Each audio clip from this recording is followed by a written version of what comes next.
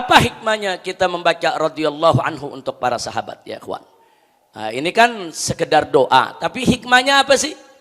Nah, hikmahnya saudara, yang pertama untuk menunjukkan sekaligus menumbuh suburkan rasa hormat dan cinta kita kepada para sahabat Nabi.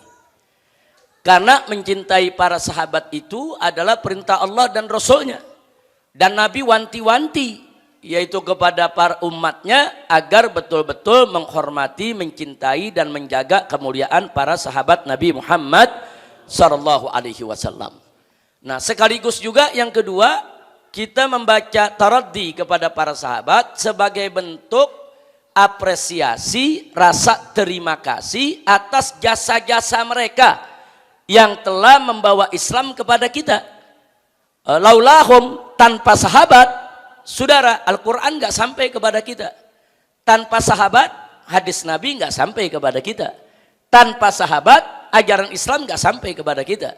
Jadi bagaimana dari Nabi alaihi salatu wassalam, ajaran Islam yang dibawa oleh beliau sampai ke tabi'in? Lewat sahabat. Jadi bagaimana ajaran itu bisa sampai kepada kita? Melalui para sahabat ya ikhwan. Nah, lalu bagaimana cara kita menyampaikan bentuk terima kasih kita kepada mereka? Nah, salah satunya ini. Kalau dengar nama sahabat, baca radhiyallahu anhu. Jadi di samping kita mendoakan mereka, itu pertama juga sebagai cara untuk menumbuhkan rasa cinta kepada para sahabat. Dan yang ketiga barusan, yaitu sebagai tanda rasa terima kasih kita kepada mereka yang telah berjasa kepada kita semua ya ikhwan. Nah, kemudian selain itu pembacaan radhiyallahu anhu kepada para sahabat ini saudara juga mengingatkan kita agar kita jangan sekali-kali mempergunjingkan sahabat. Jadi kalau dikatakan radhiyallahu anhu, Allah ridho kepada mereka, Allah ridho kepada mereka. Nah, kalau kita udah menyatakan Allah ridho kepada mereka, jangan lagi kita bicara tentang kekurangan atau kesalahan mereka. Jadi kalau mau bicara kekurangan saudara, ya para sahabat Nabi bukan malaikat. Para sahabat Nabi manusia, mereka tentu tidak maksum, mereka ada salah, mereka ada kekurangan. Tapi dengan kita membaca radhiyallahu anhu, semestinya segala kekurangan dan segala kesalahan para sahabat udah kita tutup ya ikhwan. Nggak pantas untuk kita ceritakan. Jangankan para sahabat, di kalangan ulama saja nih di zaman kita sekarang ini, kalau kita lihat ada seorang ulama baik, soleh, kemudian suatu ketika mungkin ada murid terdekatnya tahulah kekurangan si ulama, kesalahan ulama, nggak pantas diceritakan ke orang ya ikhwan. Ada orang-orang yang amalnya begitu baik, orangnya begitu soleh, sehingga sampai-sampai sedikit kesalahannya nggak pantas untuk kita pergunjingkan ya ikhwan.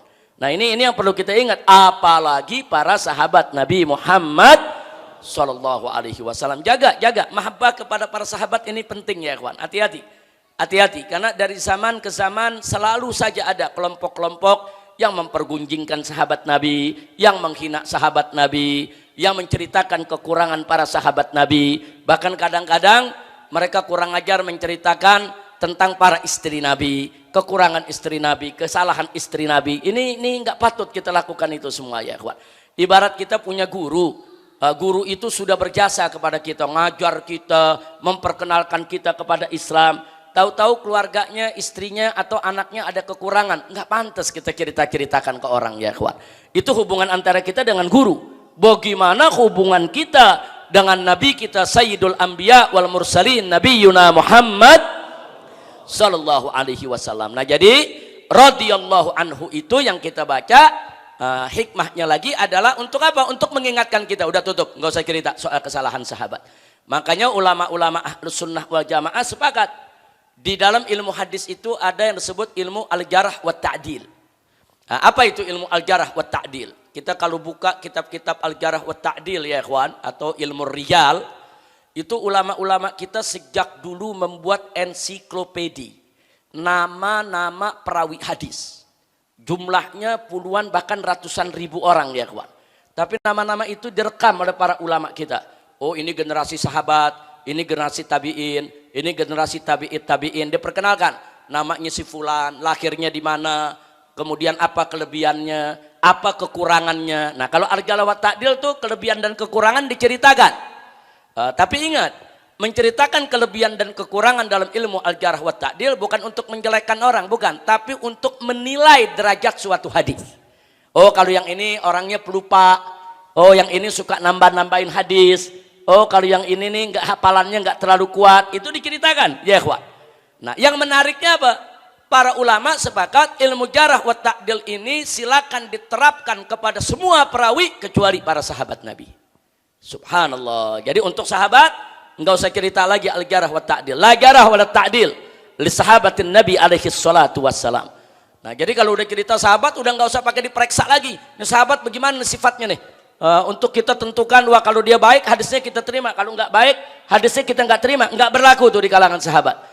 Nah, makanya para ulama ahlus sunnah meletakkan satu kaidah bahwa as-sahaba kulluhum udul. Sahabat semuanya adil. Tapi bukan maksum, jangan salah paham. Udul itu bukan maksum, bukan. Nah, kadang-kadang nih ada kelompok di luar ahlus sunnah memfitnah. Dia bilang apa? Wah, itu ahlus sunnah tuh, para sahabat Nabi dianggap maksum semua tuh, mengkultuskan sahabat Nabi. Enggak, ahlus sunnah tidak mengkultuskan para sahabat Nabi. Ahlus sunnah tidak mengatakan para sahabat Nabi itu maksum. Artinya maksum tuh bersih, nggak ada dosa, ya ikhwan. Baik yang besar maupun yang kecil. Enggak, para sahabat punya kesalahan, punya kekurangan. Lalu maksudnya apa? As-sahabat kulluhum udul. Maksud as-sahabat kulluhum udul adalah bahwa dalam konteks meriwayatkan hadis tidak ada satupun sahabat yang berdusta. Mereka semua adil. Adil itu mereka menyampaikan apa adanya. Mereka tidak tambahkan, mereka tidak kurangi, apalagi mereka karang-karang sendiri. Apalagi mereka berdusta atas nama Nabi, enggak ada. Makanya sampai saat ini di dalam ilmu hadis kalau kita pelajari tidak pernah ada satu kejadian pun yang membuktikan kalau sahabat pernah ngarang-ngarang hadis buat Nabi, enggak ada.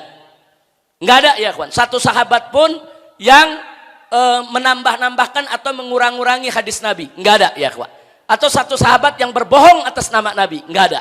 Alhamdulillahi rabbil alamin. Jadi al-jarh wa ta'dil itu berlaku dari mulai tabi'in, tabi'in dan terus sampai kepada para ulama yang membukukan hadis-hadis Nabi kita seperti Imam Bukhari, Imam Muslim, Imam Ibn Majah, Imam Nasai dan lain sebagainya radhiyallahu taala anhum ajma'in.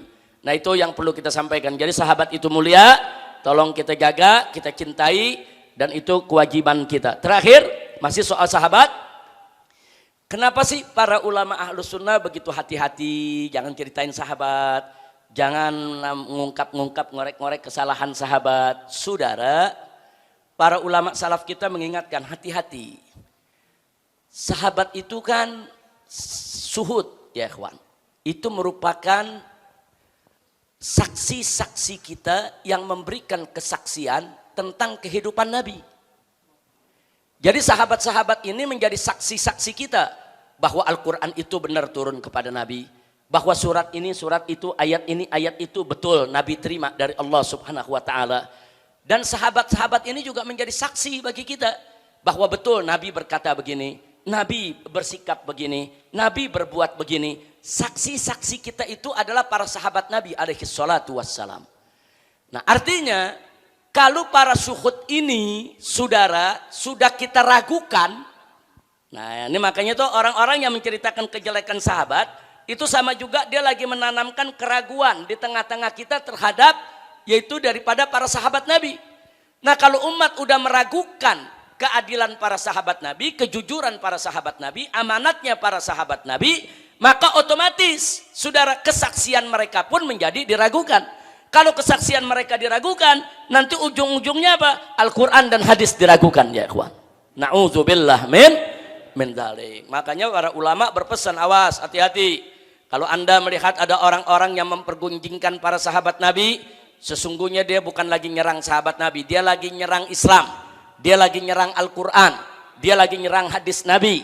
Dia ingin membuat aib dan cacat kepada para saksi kita tentang turunnya Al-Quran dan datangnya hadis dari Nabi kita Muhammad Sallallahu Alaihi Wasallam. Makanya saya ingatkan dari sekarang kepada Anda semua, kalau Anda hadir di satu majelis di mana saja atau di satu dakwah mimbar di mana saja, kalau Anda dengar ada yang mempergunjingkan yaitu keluarga Nabi atau sahabat Nabi, tinggalkan saja itu majelis, ya ikhwan. Jangan, itu berarti bukan majelis Ahlus Sunnah wal Jamaah. Siapapun yang bicaranya, mau kayak yang bicaranya Habib, mau yang bicaranya kiai, mau yang bicaranya profesor, mau yang bicaranya dianggap ahli Quran atau ahli hadis, saudara nggak peduli. Nah, saya hanya bisa memberikan nasihat kepada Anda dan untuk diri saya sendiri. Kalau ada satu majelis, satu mimbar, satu pengajian, atau ngobrol-ngobrol biasa sekalipun, kalau sudah coba-coba saudara mempergunjingkan istri Nabi seperti Sayyidatuna Aisyah atau Sayyidatuna Hafsah radhiyallahu taala anhuma, atau mempergunjingkan Sayyidina Abu Bakar atau Umar atau Utsman atau sahabat yang lain tanpa terkecuali, ya ikhwan, itu merupakan majelis fitnah dan sangat berbahaya buat kita. Kalau Anda dapatkan itu, tinggalkan aja ya ikhwan.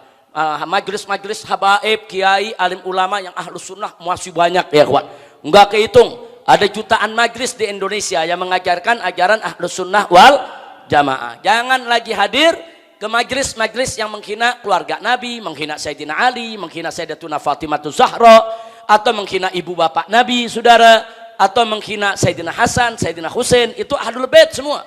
Sekaligus juga mereka merupakan sahabat Nabi. Atau menghina Khulafa Rasyidin, ya ikhwan. Pokoknya kalau ada majelis begitu, tinggalkan saja. Selamatkan kita punya akidah. Jangan sampai akidah kita terkotori oleh perbuatan-perbuatan yang bisa merusak daripada iman kita. Na'udzubillah min dzalik.